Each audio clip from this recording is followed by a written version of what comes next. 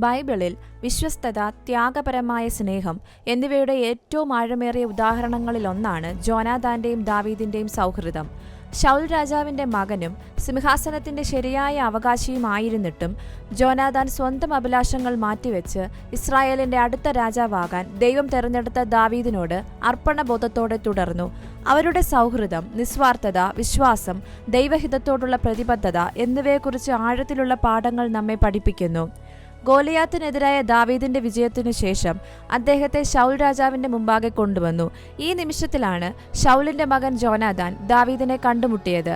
അവൻ ശൗലിനോട് സംസാരിച്ചു തീർന്നപ്പോൾ ജോനാഥാന്റെ മനസ്സ് ദാവീദിന്റെ മനസ്സോട് പറ്റിച്ചേർന്നു.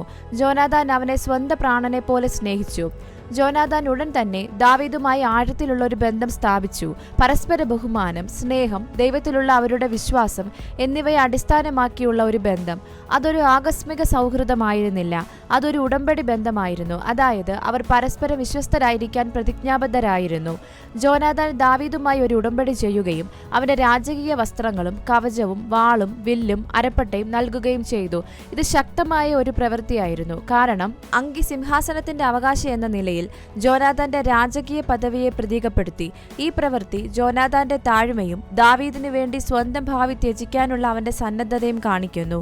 അസൂയപ്പെടുകയോ കൈപ്പുള്ളവനാകുകയോ ചെയ്യുന്നതിന് പകരം അവൻ വിശ്വാസത്തിൽ ദാവീദിനെ തന്റെ സഹോദരനായി സ്വീകരിച്ചു.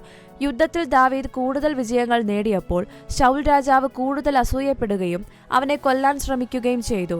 എന്നിരുന്നാലും പിതാവിന്റെ കോപത്തെ നേരിട്ടിട്ടും ജോനാഥാൻ ദാവീദിനോട് വിശ്വസ്തത പുലർത്തി. ജോനാഥാന്റെ ദാവീദുമായുള്ള സൗഹൃദം ബൈബിളിലെ നിസ്വാർത്ഥ സ്നേഹത്തിന്റെ ഏറ്റവും മനോഹരമായ ഉദാഹരണങ്ങളിലൊന്നാണ്. ദാവീദിനോട് അസൂയപ്പെടുന്നതിന് പകരം അവൻ അവനെ സ്നേഹിച്ചു. അധികാരം തേടുന്നതിന് പകരം അവൻ താഴ്മ സ്വീകരിച്ചു. സ്വന്തം ഭാവിക്ക് മുൻഗണന നൽകുന്നതിന് പകരം അവൻ ദൈവഹിതത്തിന് കീഴടങ്ങി. നമുക്ക് ജോനാഥാന്റെ മാതൃകയിൽ നിന്ന് പഠിക്കാം. വിശ്വസ്തരും ത്യാഗികളും ദൈവത്തിന്റെ പദ്ധതിയിൽ ശ്രദ്ധ കേന്ദ്രീകരിക്കുന്നവരുമായ സുഹൃത്തുക്കളാകാൻ പരിശ്രമിക്കാം.